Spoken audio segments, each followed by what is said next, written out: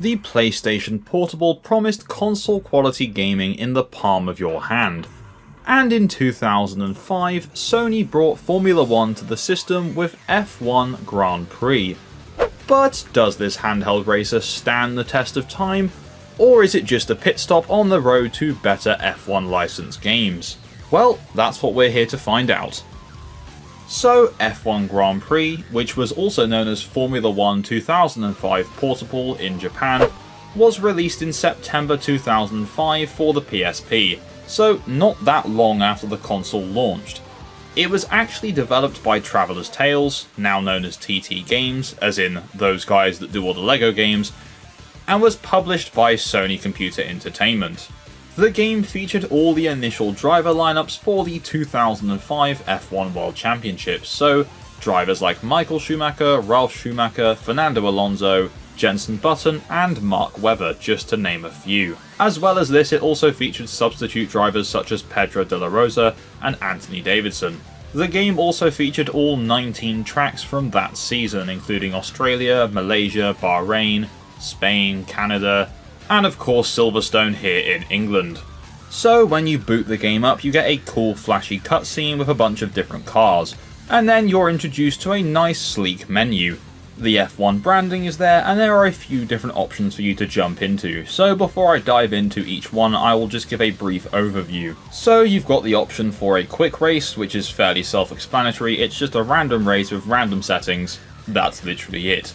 Then there's an events section where you have a few different options such as time attack, which is again self-explanatory, single Grand Prix, which allows you to do a full Grand Prix weekend including the practice and qualifying as well as the race, and then scenario mode, which we'll go a bit deeper into later.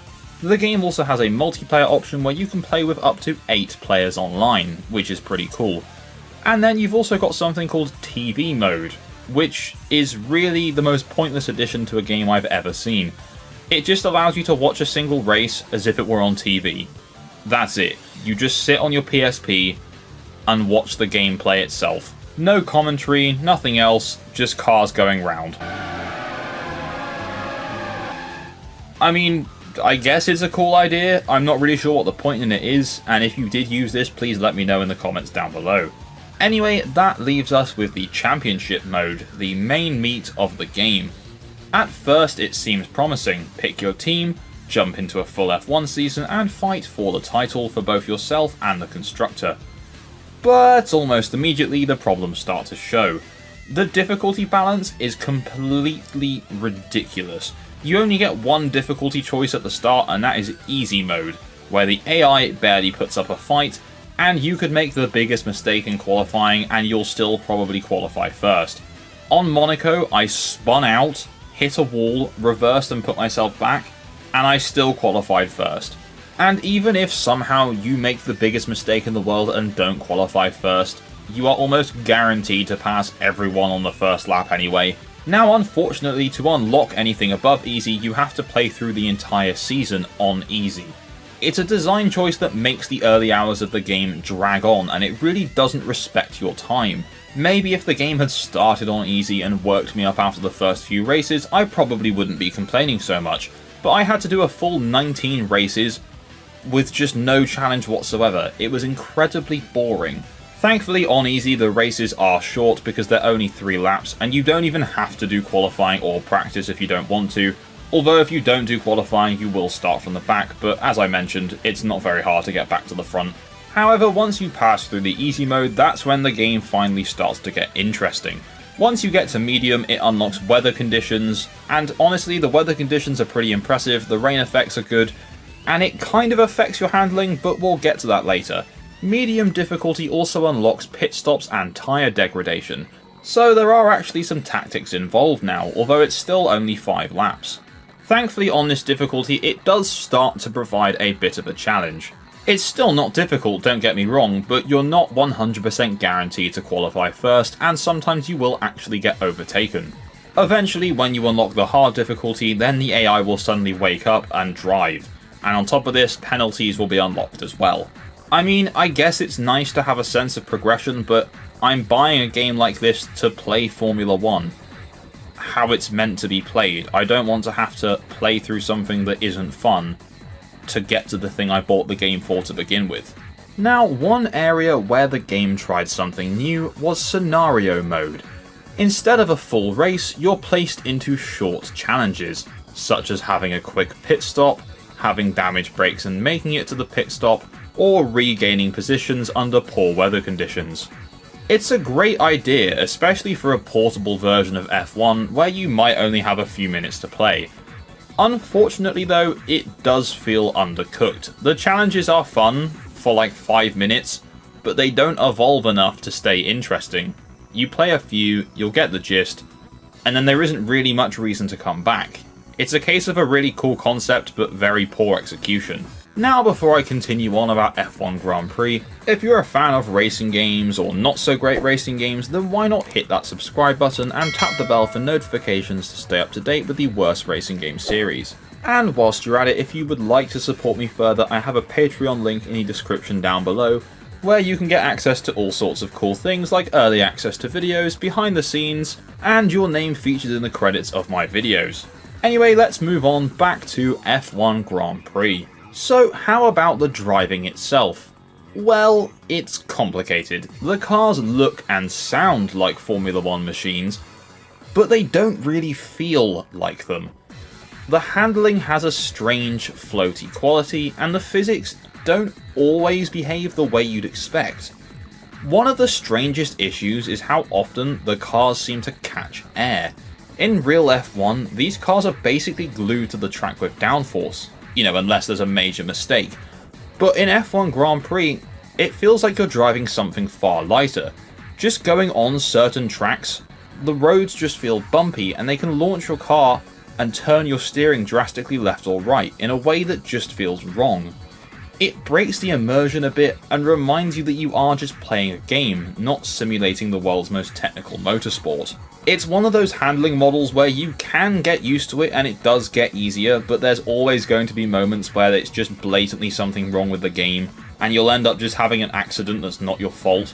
The other thing with the handling is that this game requires a lot of precision driving, and with the little analog nub and no analog triggers, it can be quite hard because the AI can turn and brake on a moment's notice, but you can't really do that so much. Again, it doesn't ruin the game because they've done the best with what they had, but it is quite frustrating at points. However, where the game does deliver is in presentation.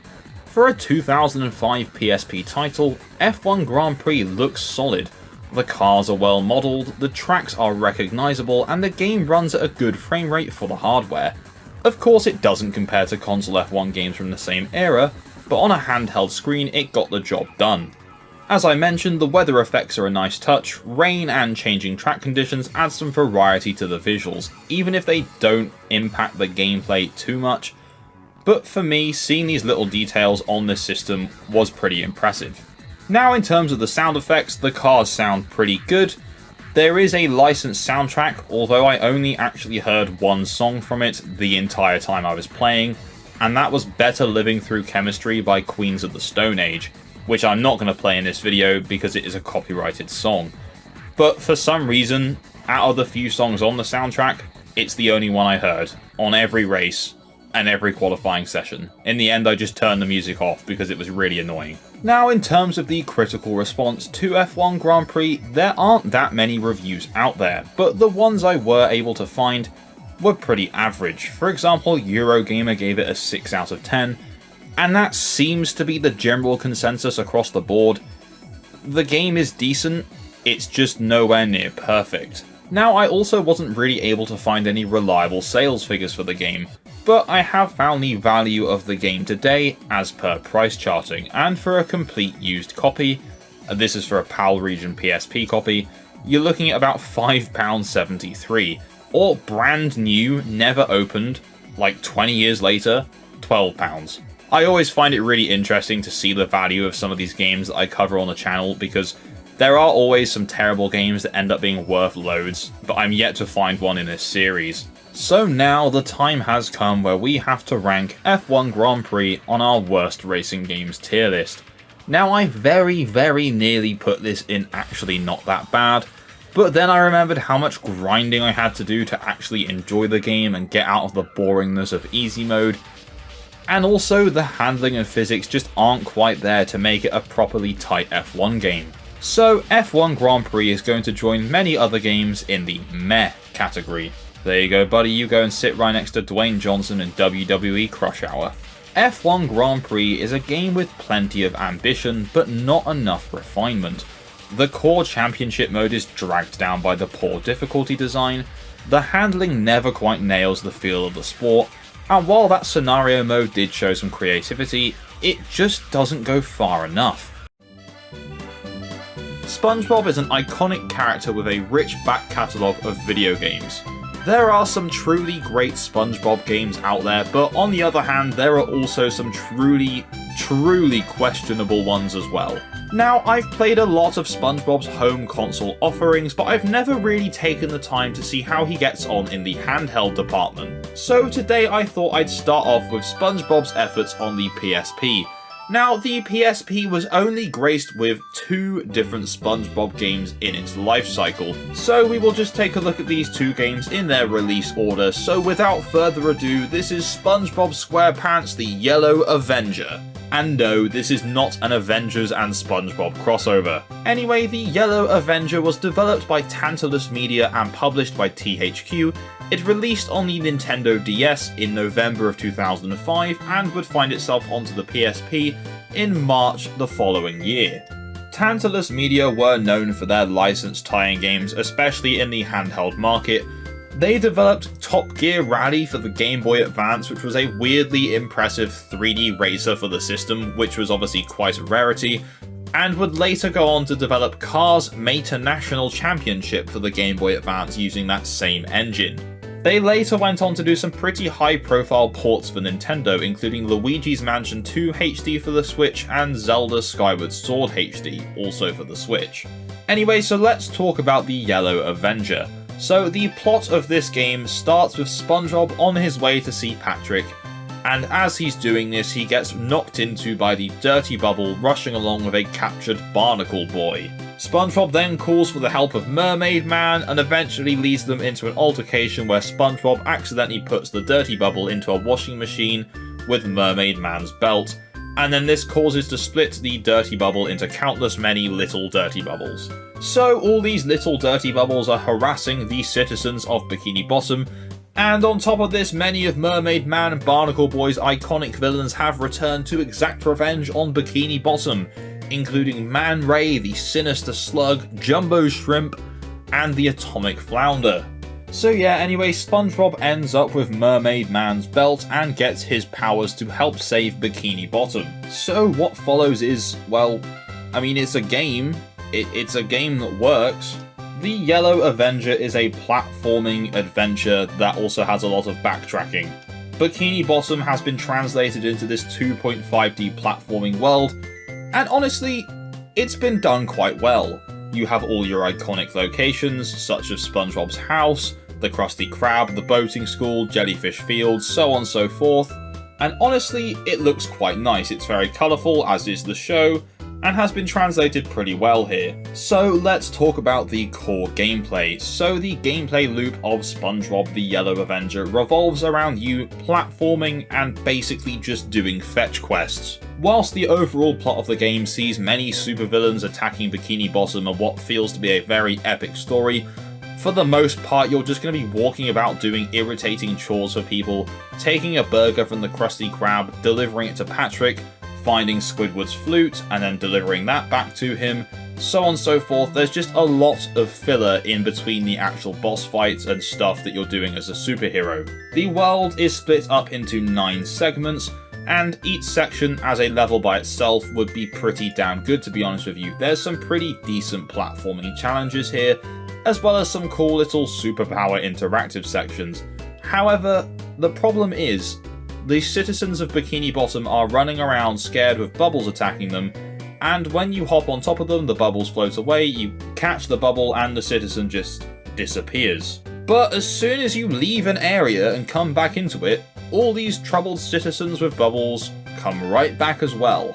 So if a character gives you a fetch quest to go to the next area, get something for them and come back, by that point all the enemies or, well, citizens you've cleared through will have just respawned upon your return to the area to get the item back.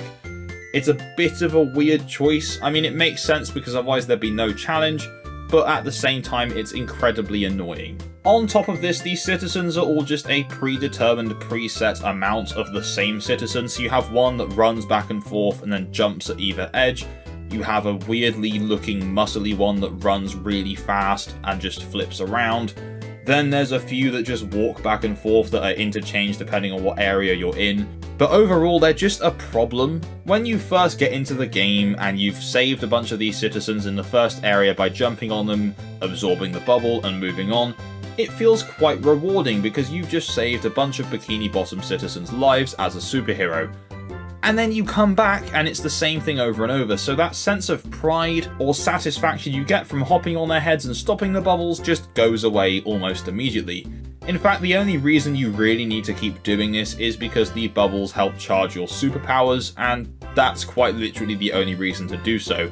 It just becomes a grind rather than something a superhero should be doing and saving lives. So let's talk about the actual platforming. Movement in this game is interesting. Sometimes it feels really fluid, sometimes it feels really clunky, and there is quite literally no in between. The jump you will perform will either be the most perfectly perfected jump of all time, or you will have misjudged so badly the game will wonder what the hell you're actually doing. Whilst moving about, sometimes you have to move up or down into the background of the level as well, and it's not done very well, to be honest with you. It doesn't feel fluid. Sometimes you just stop as SpongeBob tries to figure out what he's doing.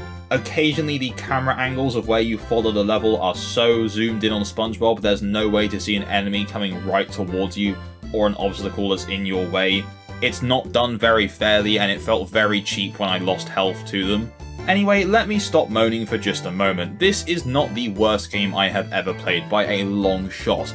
It has some fun moments with some pretty decent platforming challenges, as well as, to be honest, a pretty good story considering this is a SpongeBob game. Although I'm yet to play it, I've heard the DS version is definitely superior to this, but to be honest, as far as licensed tie-in games go, you could certainly do a lot worse than this one. So continuing on top of the 2D platforming sections that pretty much take up most of the game, there are also some sections where you are now able to move around a 3D environment, and these are pretty much exclusively limited to people's houses and certain rooms, such as SpongeBob's house, Squidward's house, the retirement home for Mermaid Man and Barnacle Boy, so on and so forth. And typically you will just go in these places to help with the fetch quests or do little interactive sections such as feeding Gary or setting SpongeBob's alarm for work. It's in these sections that you begin to realise some of the character models in this game are, interesting. The actual game itself looks really nice, but my god, some of these SpongeBob characters did not make a very good jump to 3D here on the PSP, I have to say. I'm looking at you especially, Squidward. Oh my god. Overall, the world of SpongeBob on the PSP is right at home. It looks nice graphically, it's got a nice aesthetic to it, but what actually happens inside the game is just boring, to be honest with you. It's faffy, it's quite long, and it's only long because there's so much backtracking. The boss fights, when they occasionally happen, are okay, but are, well, quite easy and quite repetitive. And to be honest with you, the soundtrack, whilst charming at first, can get grating very quickly, because when you're in an area, it's pretty much just the same 1 to 2 minute song on a loop for however long you're in that space for, and that can get quite annoying. Anyway, so in terms of critical response, SpongeBob SquarePants The Yellow Avenger holds a 48 out of 100 Metascore, putting it in the generally unfavourable bracket. And sadly, the same can be said for Metacritic's user score, which is sat at a 4.9 out of 10, putting it in that exact same bracket. As I briefly mentioned, the DS version in terms of review scores is certainly a lot higher with a 67 out of 100, but that still isn't that good. Now, as per VG charts, the PSP port of this game actually didn't sell too badly, selling just shy of 1 million units. Okay, so for our second and final SpongeBob game for the PSP, we have SpongeBob's Truth or Square. This particular port was developed by Barking Lizard Technologies, and was released in October of 2009 in America and September of 2010 in Europe. This is a game that is based on the anniversary episode with the same title, and this was for the 10th anniversary of SpongeBob. The home console version of this game was actually developed by Heavy Iron Studios, who were responsible for the original Battle for Bikini Bottom and the SpongeBob SquarePants movie game, as well as several Disney tie-ins including the Incredibles game, Ratatouille, WALL-E and Up, and these are the home console versions. So the plot of this game goes as follows. Whilst hosting a party at his home, SpongeBob has been entrusted with the Krabby Patty formula. But because the old sponge is so excited, he then immediately forgets where he's put it. Plankton decides to help SpongeBob to remember where he put it, although obviously he just wants the formula, so he tries to put some little robots in SpongeBob's mind to go through his memories, and then the robots break, so Plankton has to go in himself. And then you go through SpongeBob's happiest memories because he says himself he can't remember anything unless he's happy. Now, the Truth or Square episode had a similar theming where SpongeBob was trying to escape somewhere and they were going through their memories to pass the time, but obviously this premise had to be changed a little bit to work better in a video game. And I have to say, as a setup, the plot works really well for a game, it's just the story in execution isn't done very well. Anyway, let's discuss the gameplay. So whilst the Yellow Avenger was a primarily 2.5D side-scrolling platformer, with a few small 3D enclosed environments, this is a 3D platformer action-adventure kind of thing, with a little bit too much emphasis on the action for my personal taste, but it's still pretty fun. Now, while SpongeBob either felt really good or really clunky in the Yellow Avenger, here he is a delight to control. Moving SpongeBob around and doing all the platforming is very satisfying. It flows exactly as you would expect it to, considering this is a port of a game that was originally made by the developers of Battle for Bikini Bottom and the movie game. The platforming in those games was very satisfying and worked, so I'm very glad to see that's translated well here on the PSP. Now, whilst the platforming and very mild puzzle solving are fun, there are a lot of annoying combat sections. Now, combat in the Yellow Avenger was just really irritating, to be honest with you, just because it was very unpredictable with the screen zoom in, but this, it's just repetitive. It's not broken, it just gets quite boring quite quickly. SpongeBob has a couple of different weapons he can, well, literally transform to in his arsenal, and that includes a cannon, a spatula, a ship wheel, and he can get really buff and ripped to help do damage to enemies and unlock certain sections of levels. Now, that does sound varied, but the problem is all of these things come down to just pressing one button. And that's it. There are small sections where you can unlock additional happy objects for within SpongeBob's home to help him remember, and these are gained by doing these challenges that typically revolve around you either having to destroy a certain amount of robots or survive for 30 seconds against a certain amount of robots. It's all very repetitive, and you're in a very enclosed space, and it's very easy to get hit because you can't see what's going on as well. Personally, I would have preferred to have seen some more difficult platforming challenges to earn these objects rather than the same 2 or 3 combat challenges rinsed and repeated throughout every level, but that's just me. There are also these very weird sections in the levels where you have to cross what I'm assuming is jelly. It's this pink substance, and SpongeBob can only pass across it when he's just licking it, and you just slide along on his tongue, and you can't do anything else during this time. It's never really explained what it is that's actually happening, and it's a little bit odd, and it looks very bizarre. There are sections of this that are downhill and round corners that I would have expected would have been these kind of fun and challenging sliding sections where you can't stop, but no, you can just turn around and go back up whenever you want. Now, in terms of graphics, I can't lie to you guys, this is not the best looking game to have ever graced the PSP.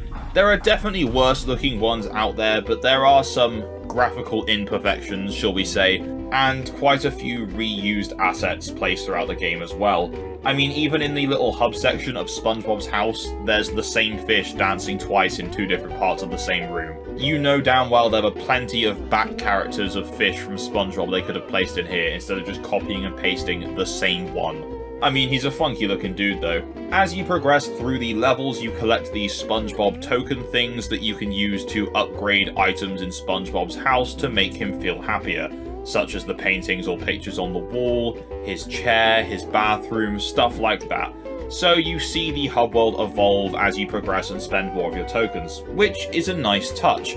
And all of those happy objects you collect from the challenges are on display across the house as well. So it's cool to see a nice method of tracking your progress. I just wish that gaining that progress was perhaps just a little bit more challenging. Now, in the Yellow Avenger, the story was exclusively told through text. There was no voice acting, which was probably one of the bigger letdowns of the game. However, I'm pleased to say here that pretty much the entire SpongeBob voice cast have come back to voice their respective characters, aside from Clancy Brown as Mr. Krabs, who has been replaced here by Bob Joles. I'm not saying it's noticeable, but, well, yeah, it is quite noticeable.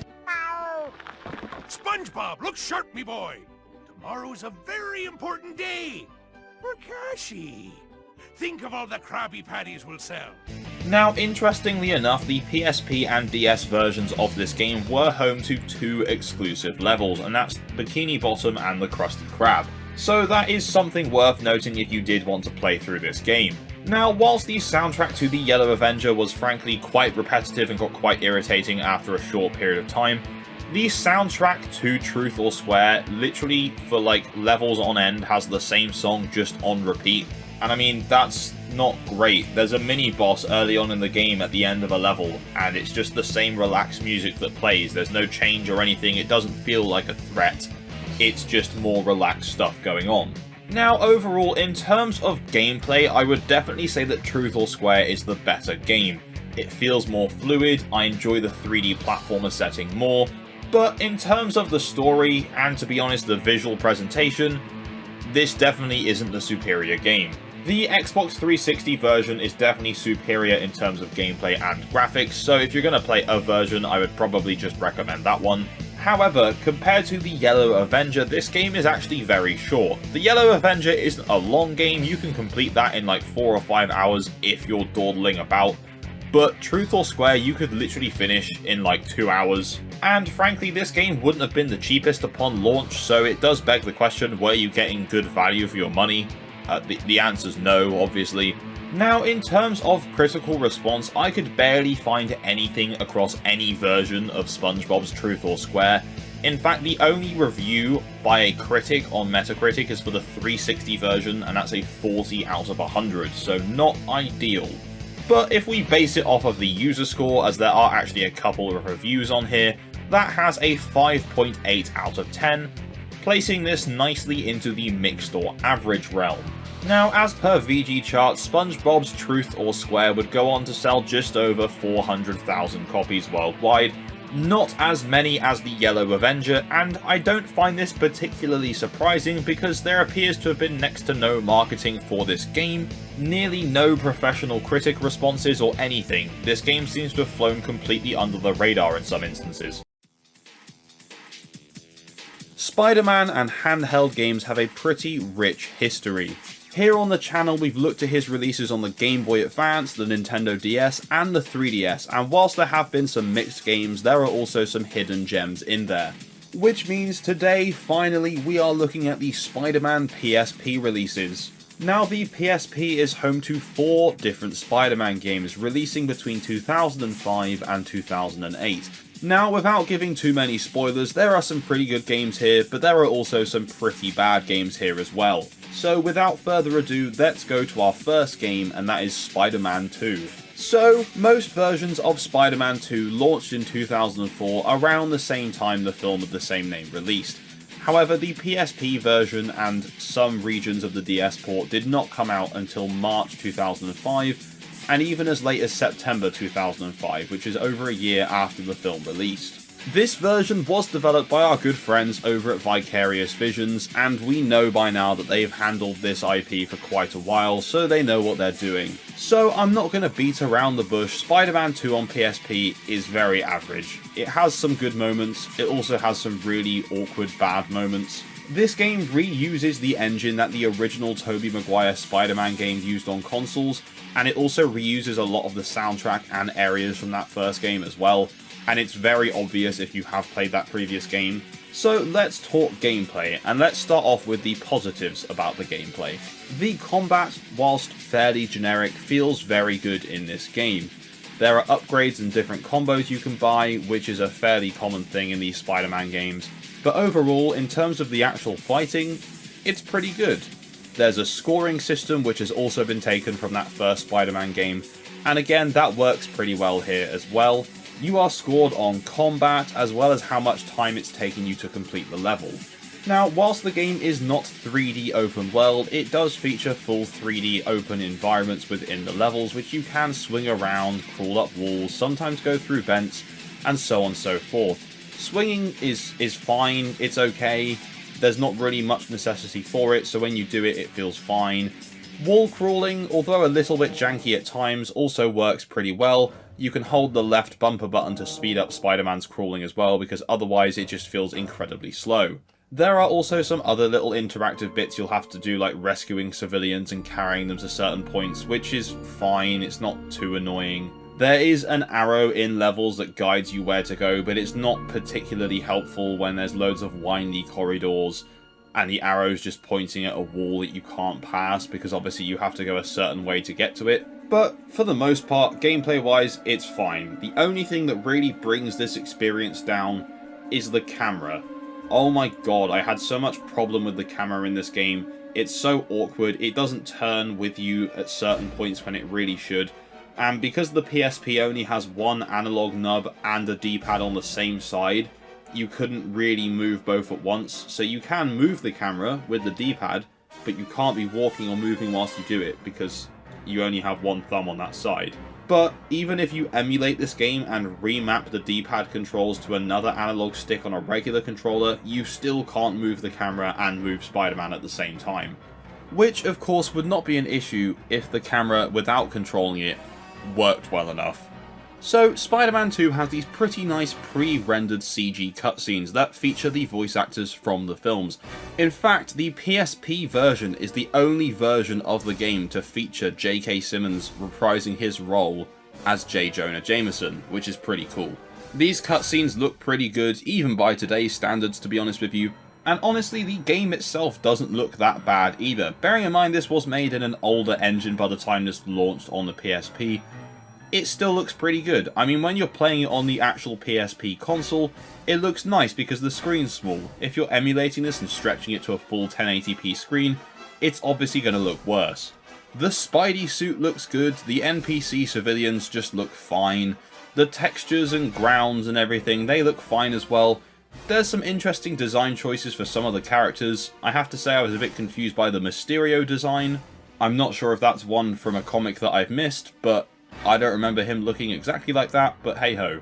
Whilst the game does loosely follow the plot of the film, there are a lot of additions to this plot of different characters, including, as I mentioned, Mysterio, the Vulture, Shocker, and the Rhino. Even with these additions to the plot, it does still follow pretty much the same beats that the film does, just with some extras. One thing I do fondly look back on in this era of Spider-Man games is Bruce Campbell narrating the tutorial and just the rest of the game, and he does that once again in this PSP version. So if you played any games from this era, you'll know to expect some pretty funny one-liners and sarcasm throughout the game. So in terms of critical response, honestly the game didn't do too bad. I mean, bearing in mind it was the very first 3D Spider-Man game on a handheld system, I think they did a pretty good job. So the meta score for this game is a 67 out of 100.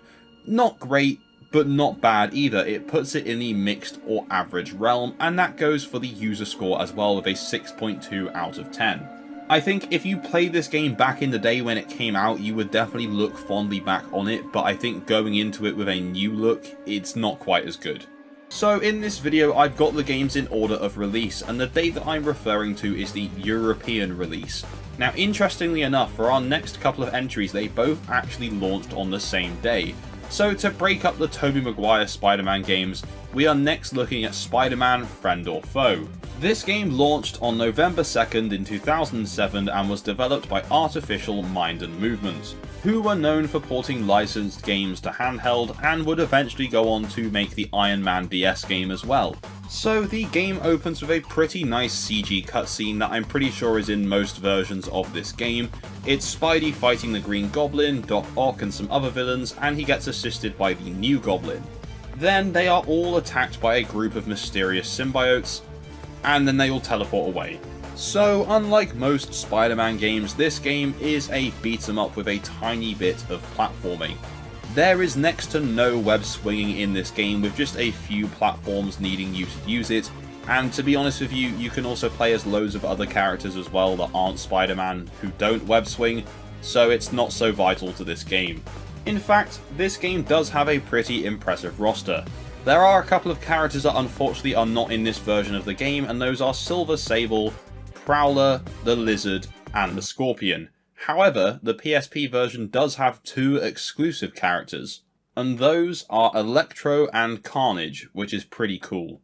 Now, this game is not a Tobey Maguire Spider-Man story, but it does for some reason feature a lot of the designs from those films, including Spider-Man himself, the New Goblin, Sandman, Doc Ock. They all look like their film counterparts, but it also of course features characters who were not in those films. It's very weird. Now, to be honest, outside of the cool premise and the roster, I didn't like this game very much. I had this on PS2 and I enjoyed that version when I was a kid, but having now played the DS and PSP ports, I'm really not a fan. Movement, to be honest, is slow, jumping feels really weird, the combat is barely passable, sometimes the hitboxes are good, sometimes they're completely terrible. It's really hit and miss, but outside of all this averageness, the biggest crime of this game is the flashing screens. Anytime there's a small micro cutscene or an enemy appears or basically anything happens in the game flashes twice in white to tell you that there's going to be something going on, but like the whole screen flashes white. And honestly, I'm not photosensitive, but after about 20 minutes I started to feel quite sick playing this game. For the purposes of not feeling sick and safety, I have edited these flashes out of the video, so you don't have to look at them as I did.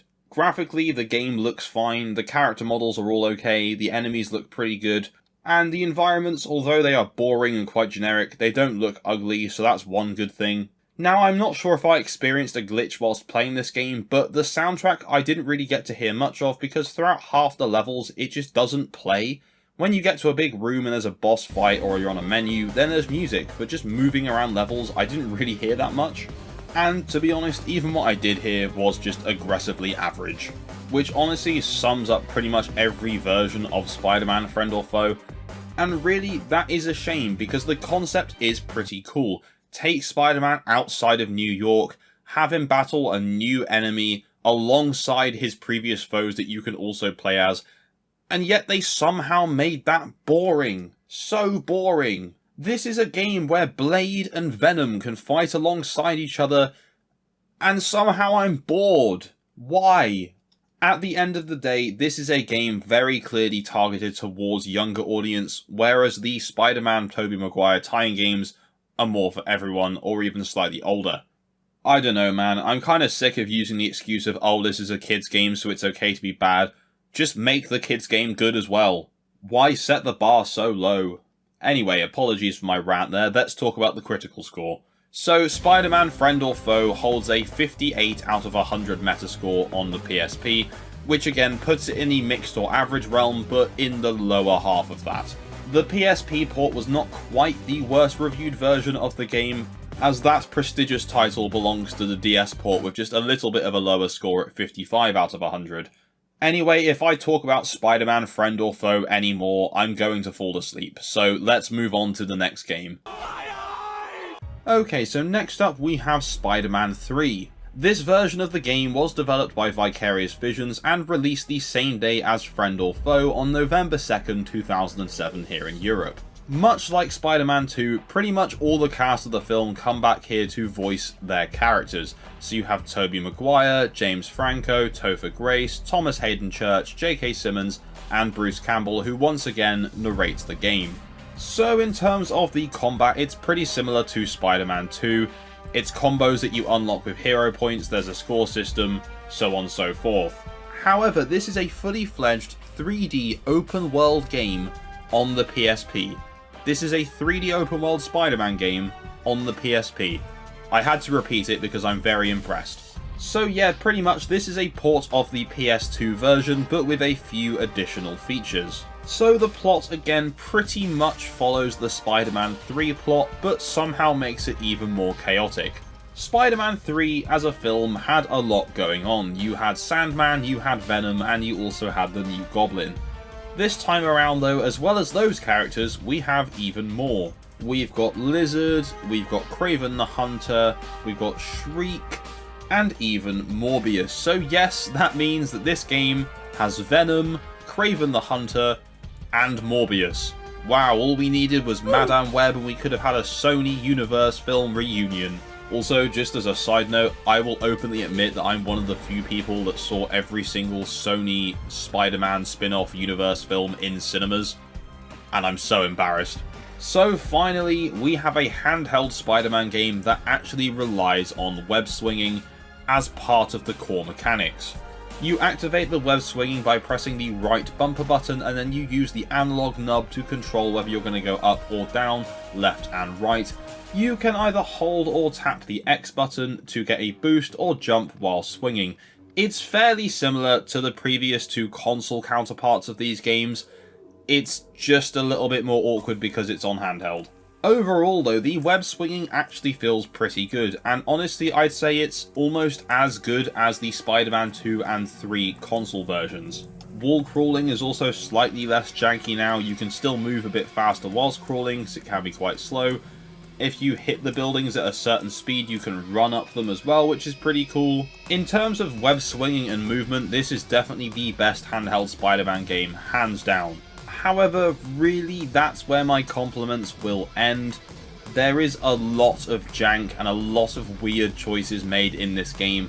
Now, the Wii and PS2 versions of this game already weren't very good, and whilst they have refined some of those issues here, it's still not fantastic. Graphically, this game looks absolutely horrible, I'm going to be honest with you. The Spider-Man suit looks fine, but everything else, obviously they've had to scale down the game to fit on a PSP, I understand that, but my god, I can't even make out the faces of half of the NPCs, they just look horrible. New York itself, to be honest, doesn't look great. The buildings all look the same, the textures on the ground and the buildings look horrible. I get that they had to port this onto the console, so it was going to look a bit compressed, but I'm sure they could have done something a bit better than just green ground, not even actual grass. My other big gripe with this game is the nonsensical missions. There's just some ridiculous things that happen that you have to overlook. At one point, an informant lets Spider-Man know that there's stolen machine parts, and you find them in an abandoned trailer, just in the middle of New York. And then you have a quick time event to rip the back doors off so you can get the part out. Oh my god, I've never had to button mash a button so hard in my entire life. Like, it took so long that my fingers started to cramp. But then I thought, hey, that's fine, I've done it now, let's take this machine part to the police. So you hand it to the police, and then he tells you, well, there's still more machine parts to find. So you turn around, and the same trailer that you've just ripped the door off is now sealed again with another part. So you take the part from that trailer, again, after a quick time event, again, and instead of taking this stolen part to the police, you just take it to some random civilian. Because that's what the game tells you to do. Why not just send you back to the cop? Maybe he's undercover, I don't know, but it just doesn't make any sense. Introduced specifically for the PSP port, we also now have Conquest mode, which is just this mode where you have 5 minutes to get around the city and rack up as many points as you possibly can. Basically just completing different city events like crimes, or those machine part rescuing quick time events I mentioned previously. Overall, Spider-Man 3 for the PSP is a very mixed bag. Whilst yes, it is undeniably cool that there is a 3D open world Spider-Man game on a handheld, especially as early as the PSP, but on the other hand, this game is plagued with a lot of technical issues, and that is because it's on a PSP. Ugly textures, poor quality audio, wonky controls, it just adds up to a very uneven experience. I would say unless you really want to play a 3D open world Spider-Man game on a handheld console, just don't bother playing this. Unfortunately, the Metacritic score does reflect this as well, with a 52 out of 100, which puts it right at the bottom of mixed or average. Again, I think if you played this game back in the day when it came out, you'll probably have some heavy nostalgia for this, but if you go into this with a fresh set of eyes, it's probably not that great. Now, if you've made it this far in the video, please comment the iconic "See ya chump" in the comments down below. See ya, chump. So last but certainly not least, we have Spider-Man Web of Shadows Amazing Allies Edition. This was developed by Amaze Entertainment and launched in October 2008 worldwide. Now, the Amazing Allies Edition is a version exclusive to the PS2 and PSP. It's a 2.5D side-scrolling platformer beat-em-up. Now, we have already covered the DS version of this game on the channel, which I guess in a way is somewhat similar to this version, except on the DS it was more of a Metroidvania kind of type game. So in terms of gameplay, Spider-Man controls pretty well. In fact, I would say he controls very well here. This 2D environment harkens back to a lot of the previous Spider-Man games we've covered on the channel, but it feels pretty good and fluid here. He moves quite fast, he swings quite fast on the odd occasion that you need him to. Overall, Spider-Man feels quite good to control. When combat actually works, I'd say it's pretty much at its best here on the PSP. Hitting enemies into the air, chaining combos, slamming them back down feels very, very satisfying. The only downside is that the hit detection on enemies can be really, really poor sometimes. Especially when you hit them to the ground, there's this very long window of invincibility for the enemy that can just completely ruin the flow of what you're doing. But for the most part, it handles pretty well. So let's talk about the ally system. In the main home console versions of this game, you had a variety of different allies that could assist you, pretty much depending on whether you were a good guy or a bad guy. There is still that morality system in play here, but it doesn't really affect the game as much as it does in the home console versions, so instead you've now got power-ups. At any given time in a level, you can have 5 different, or some of the same power-ups if you want, assigned to your screen. They can vary from something as simple as a health boost, an attack boost, or you can have someone like Moon Knight pop up and help you on the screen. The allies range from ridiculous things like the citizens of New York throwing stuff, Stiltman, but then you've got characters like Storm and Moon Knight, which is pretty cool. I played this game for a couple of hours and not once did it really explain how this power-up system worked. About 40 minutes in, I just kind of figured it out and started using them. But overall, it's a pretty nice addition to the game, and they can actually help you turn the tide in a boss battle. Now, in the other versions of Web of Shadows, Spider-Man doesn't really feel like himself. He just whines a lot and moans all the time and just doesn't really act like Peter Parker. But here in this game, the dialogue is very Peter Parker-esque. In fact, at some cases, it's actually very funny. Whilst he will occasionally say little one-liners, most of the dialogue in this game is delivered on screen as text. And whilst that does sound quite boring, it works quite well. There's a few different options you can choose from that affect your morality, but what it really does is it either gives you power-up points to your normal suit, or to the symbiote suit. There are lots of occasions where you can simply just tell citizens you're not going to help them, and you're just going to leave them in like a collapsing building or something, which is quite funny, but because I'm such a nice guy, I just saved everyone anyway. I think something in this game that stands out to me is that at some point in the story, quite early on, you find J. Jonah Jameson captive in some secret fortress, and he's been cloned, and they've made the clone super nice. There's this brief moment of panic where Spidey thinks, oh god, which one's which? And then the minute one of them starts shouting, you know exactly who you've got to save. I think what makes this game quite good is that it really just feels like a throwback to the early days of Spider-Man games, like we're talking the 90s. And it kind of sticks to that for better or worse in terms of the jank. But to be honest, overall it's a pretty fun game. It did feel a bit strange going from a 3D open world straight back into a 2D platformer, but honestly I had more fun with this than I did with Spider-Man 3. Now, in terms of critical response, Spider-Man Web of Shadows on PSP doesn't actually have enough critic reviews to have a metascore. But if we take the 3 review scores that it does have and average that, it gives you a 74 out of 100, which is a pretty good score. In fact, that would mean that Web of Shadows Amazing Allies Edition is the best reviewed Spider-Man game for the PSP. Which, honestly, I can kinda get behind. The PlayStation Portable was home to some seriously underrated racing experiences, and few franchises embraced it like Need for Speed. EA delivered 6 different Need for Speed games on Sony's handheld, each with its own style, strengths, and, well, flaws. Let's go through every Need for Speed game on the PSP in release order and break down what made them fast and what makes me furious. So without further ado, welcome to the weird Need for Speed PSP games. So our first of 6 is called Need for Speed Underground Rivals. It launched alongside the PSP way back in 2005 and was the first handheld exclusive Need for Speed title. It was developed by Team Fusion, who was the handheld department within EA Canada, specifically created for Need for Speed PSP titles. The game is of course a spin-off of the Need for Speed Underground games, so it's very similar in how it plays out. You have either the Underground mode, also known as Career mode, or Quick Race, so let's ignore Quick Race and focus on the Underground. The Underground mode can be broken down into various different event types. You've got your standard circuit race, which is divided into 4 classes: Master, Novice, Pro, and Car Spec. The first 3 are self-explanatory, and Car Spec allows only the compulsory set cars to take part in a particular event. You've got drag races, drift attack, which you just collect drift points for going on markers. You have a lap knockout race, which again is fairly self-explanatory. Nitrous run, which to win the race you need to get from one checkpoint to another, and as you pass through each checkpoint you get more time and more boost.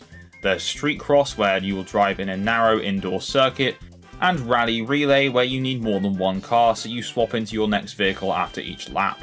Now, as this is an Underground title, there's also some pretty decent customization. A lot of visual parts, but they're mainly in body kit sets as compared to a bunch of different separate upgrades. Unlike the home console Underground games, there's no star rating system ranking your appearance, so it actually doesn't really matter that much except for your own preference. And of course there is physical performance tuning, which is the much more important of the two for this game. Each car has 10 different upgrade categories and an overall total of 46 upgrades, mixed between boost, intake and exhaust, engine, turbocharger, chassis, so on so forth. So considering this is a PSP launch title, there's actually quite a lot of content to play your way through here. I mean, there was a hell of a lot of content in Underground 2, so I guess that does make sense. Speaking of Underground 2, the soundtrack in Rivals is exactly the same as Underground 2, except it has 6 new songs as well, including music from My Chemical Romance. Now, so far so good, right? Well, Underground Rivals does have some issues, and it's an issue that will pretty much consistently be in most of the PSP Need for Speed games, and that is the AI. The AI in Underground Rivals are pretty stupid, sometimes driving off the track into trees and walls, although incredibly I would say they've been dumber in later titles in the series, so I mean that's impressive from the dev team. Visually I think the game looks pretty good, the car models are pretty decent, the customization does look nice, and the tracks themselves are pretty passable, especially for a 2005 launch title. The game would go on to review fairly decently with a 74 out of 100 Metascore, as well as a 7.3 out of 10 user score, so pretty much everyone was in agreement here. The game would also go on to have a pretty impressive sales figure with 1.3 million copies sold. These stats are from VG Charts. The game would later go on to the digital store so you could play it backwards compatible on the PS Vita as well. Anyway, that's a pretty strong start for Need for Speed on the PSP. Let's see if it keeps that momentum.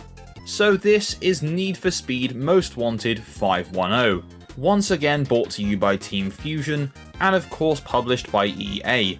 510 actually also released in 2005, so we got 2 Need for Speed PSP titles in 1 year.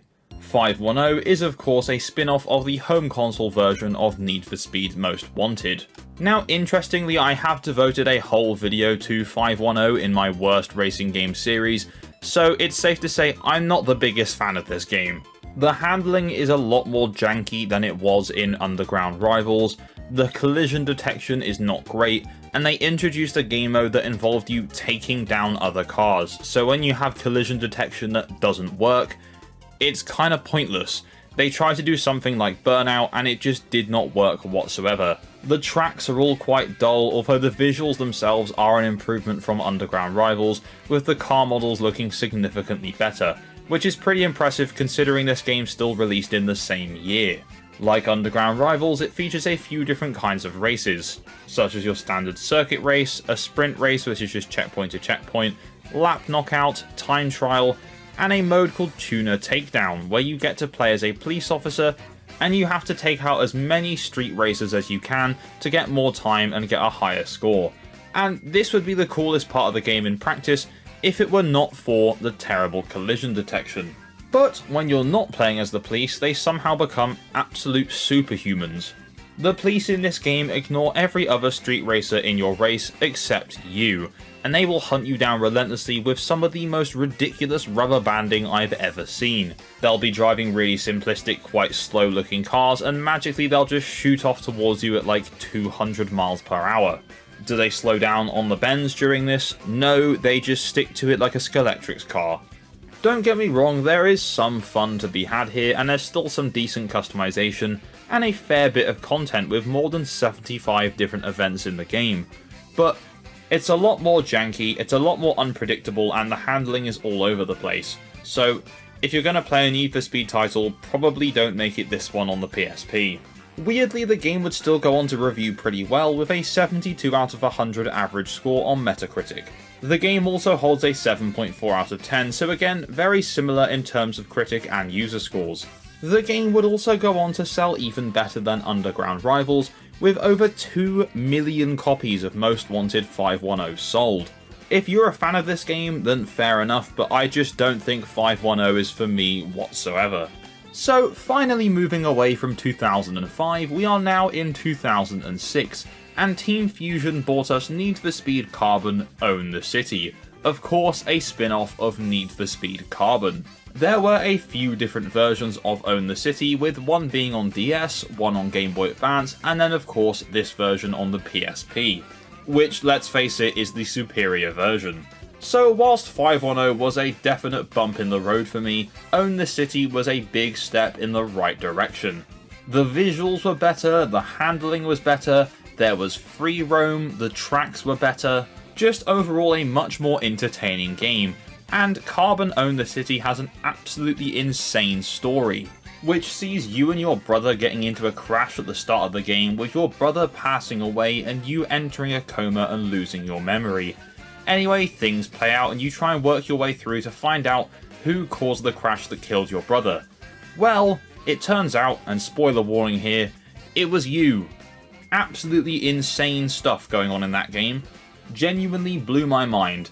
Now, Own the City is actually the other Need for Speed game in this video that I have already dedicated a whole video to, so if you want to hear more about my positive opinion on that game, go check out my video on Carbon Own the City. Now, interestingly, this game has its own fictional map called Coast City, although it's pretty much entirely a carbon copy of Rockport from the home console version of Need for Speed Most Wanted. Now, in terms of gameplay options, a lot of the races are very similar to previous entries in the series, but it is the first handheld Need for Speed game to feature free roam police pursuits, as well as having free roam in general. Now, in terms of critical response, Need for Speed Carbon Own the City holds a 73 out of 100 on Metacritic. As you can see, a lot of these scores are very similar, so it is really down to your own preference which of these you enjoy more.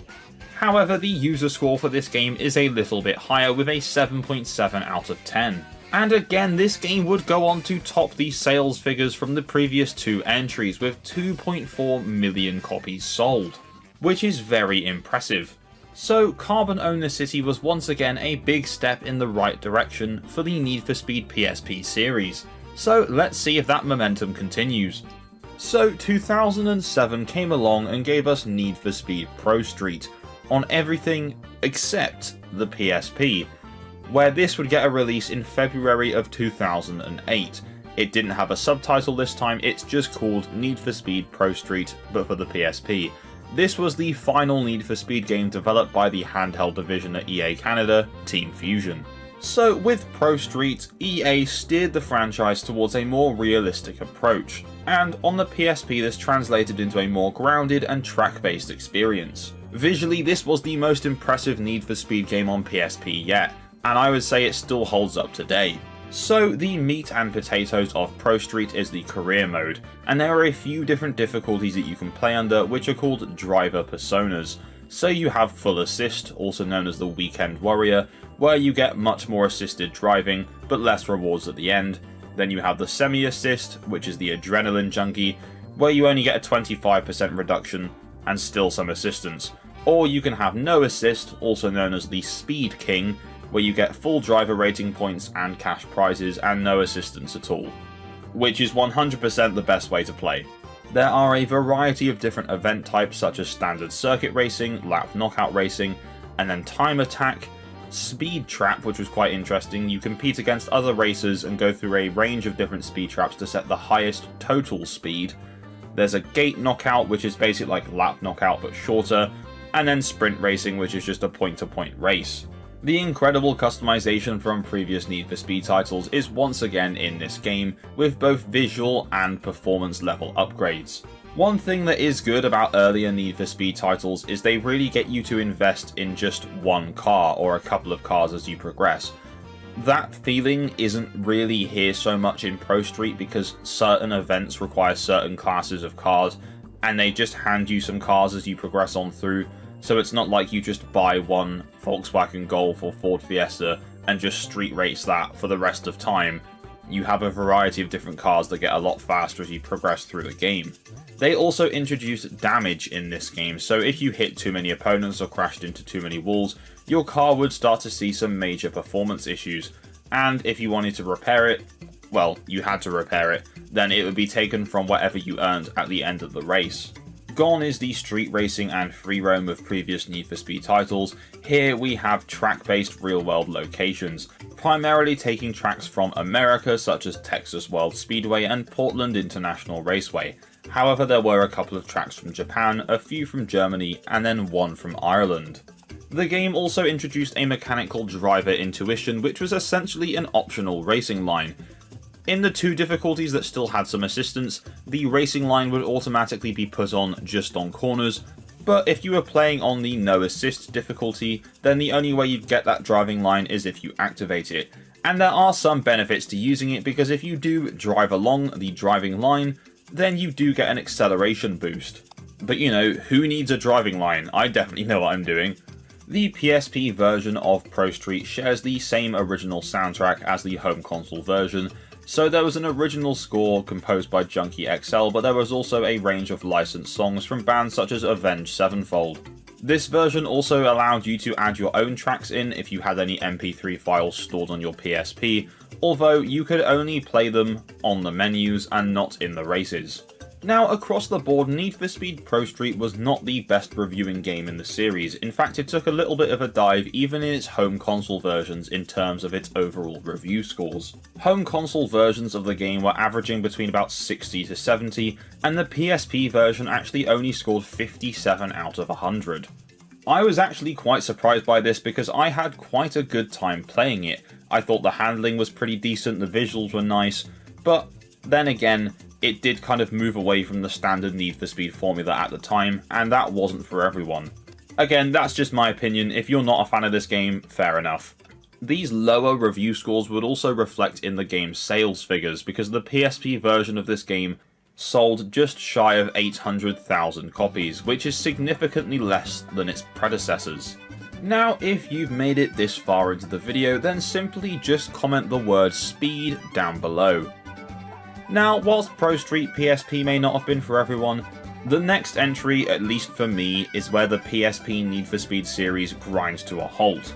And that is Need for Speed Undercover. Once again, 2008 was a year that had two Need for Speed PSP releases, with this one releasing in November of that year. As the name would suggest, you are playing an undercover cop trying to investigate a series of crime lords. To investigate further, you need to earn more respect from street racing, and that's exactly what the game is. But that's all the game is. So as I mentioned, Pro Street PSP was the last game in the series to be developed by Team Fusion. Undercover PSP was brought to you by the developers behind Die Hard Nakatomi Plaza, and that is Piranha Games. You may also know them for the Mech Warrior series. Anyway, Undercover for me was a big downgrade for the PSP series. Yes, it did go back in the street racing direction, which was cool, but those streets look horrible. The environments do not look good. The car models themselves, yeah, they're still pretty good, but the actual game to me just looks quite ugly. The handling is okay, there's still a decent amount of customization and a decent amount of gameplay modes. You've got standard lap-based races, checkpoint races, sprint races, cop takeouts where you have to immobilize police vehicles. There's escape, which is exactly what it says on the tin, escape a police pursuit. There is still quite a lot going on here, but it just feels incredibly average and doesn't look that great. I mean, hey, at least the cutscenes are kind of entertaining. Looks like you've met Hector Mayo. Good. He has a small ring of car thieves in the area. Not bad at all, homeboy. Now again, across the board, review scores for this game would not be that great. In fact, they were even lower than Pro Street. Most versions of the game sat between about 55 and 60, with the PSP version being below that with 52 out of 100 on Metacritic. Again, these reviews would translate to about the same level of sales as Pro Street, with just under 800,000 copies sold.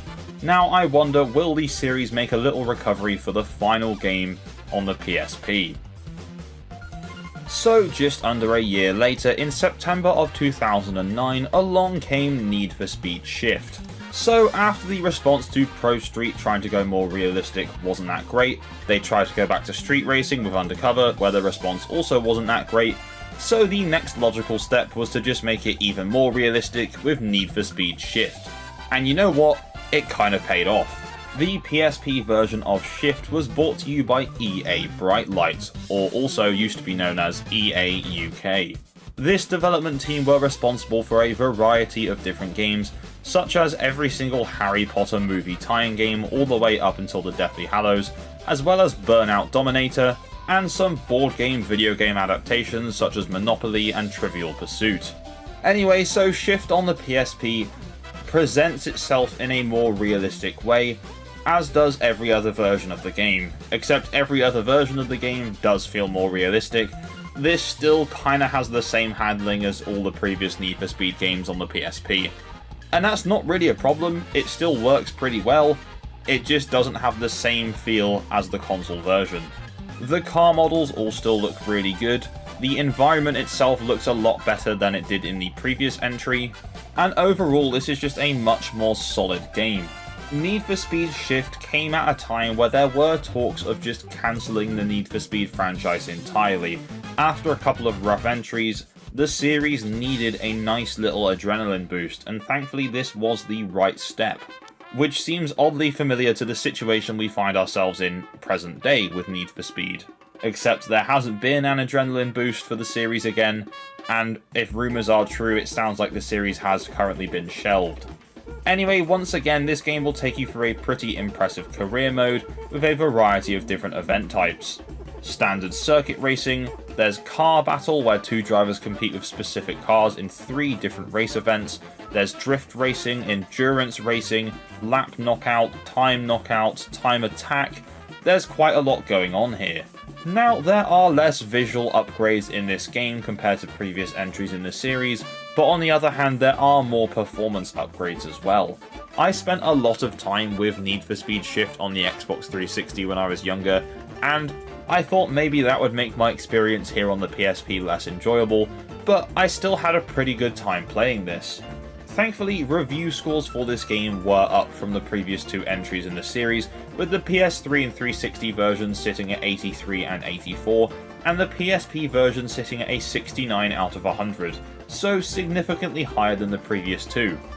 The world of Transformers games covers many different platforms, and the platform that we are looking at today is the beloved PSP. Now sadly the PSP was only ever graced with 2 single Transformers releases, being Transformers the Game and Transformers Revenge of the Fallen. Now I'm just going to give a light spoiler warning here, these games aren't very good. Anyway, let's get on with the video. So our first release is Transformers the Game. So Transformers the Game launched worldwide across June to July 2007, depending on where you lived in the world.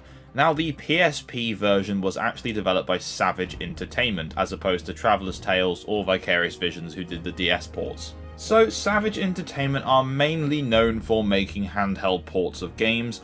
They worked on the Scooby-Doo Who's Watching Who PSP port, the Battlefront 2 PSP port, the Wall-E PSP port, and the Marvel Ultimate Alliance 2 port as well. Interestingly enough, they were also known for creating simulators for different branches of the US government, including the Army, which is just kind of funny, I don't know why. Anyway, Savage Entertainment developed both Transformers the Game and Revenge of the Fallen for PSP, so let's not focus on them any further and talk about the actual game. So the first thing you'll probably notice is that sadly, this game is very ugly. I mean, like, really ugly. There are some bad looking games on the PSP, especially in its earlier days, but by God, this has got to be one of the worst looking games in the whole system. Now, a plus side of Transformers on PSP is that it's not actually a dumbed down version of the console version, it is actually its own game. The Transformers themselves don't look terrible, their vehicle modes I have to say are kind of ugly, some of the car models are just laughable at best, and look like they belong on a PS1 or N64 era game. The environments themselves are very empty, bland, and ugly, because I guess they've just had to dumb it down a lot from the console versions to squeeze it onto a little PSP, but I'm sure there were other ways around to make this game look slightly less ugly. Anyway, let's talk controls, because that's another thing that just does not work for this console. The control setup for this game is just really awkward, so you move backwards and forwards with the little analog nub pushing it back and forth, but you also have to move this left and right to make horizontal adjustments to the camera, and then you can make vertical camera changes using the triangle and X buttons, which is just, I don't know, a kind of stupid setup, but I guess there's no other way around it. Tapping right on the D-pad can cycle through your weapons, but you can't cycle back by pressing left, which is just very weird. And then once you get used to that control scheme, certain Transformers have a different control scheme, so it's just a bit silly in my opinion. I'm sure a lot of you, once you got used to it, didn't mind the controls, but for me, I just didn't like it, couldn't get on with it at all throughout my time with the game. But at the end of the day, this is just my opinion and my views on the controls in game, so if you're a fan of these things, that's really great. So the game itself has about 20 story missions, where throughout this time you'll switch between Autobot and Decepticon perspectives. It loosely follows the plot of the first Michael Bay film, but also with some Transformers that didn't appear in the film, with some sprinklings from the graphic novel tie-ins and so on and so forth. The issue is, there's just not very good storytelling here, so it's actually quite hard to follow what's going on if you haven't either read the tie-ins, watched the film, or are just a big fan of Transformers. I suppose if you weren't any of these things, you probably wouldn't be buying the game anyway, so it doesn't matter too much. So if you were a player who didn't really have too much time to delve deep into Transformers lore, you wouldn't really know what was going on here. You would just kind of be playing along and stuff would be happening around you, which isn't really what you want when you're making a game. You want your players to be able to understand what's going on. As seems to be the case with most versions of this game, the combat system, whilst fine, is just very bland. The locking on system can be super janky, but when it works, it's fine. Very simple button mashing third-person combat along with some shooting. Exactly the same we've seen a million times before in Transformers games, so I'm not going to focus too much on that. So I'm going to try and stop being negative just for a minute, because there is one thing that this game does get very well. The transformation sequences. They look really good, the sound is nice, and it's super satisfying to do it.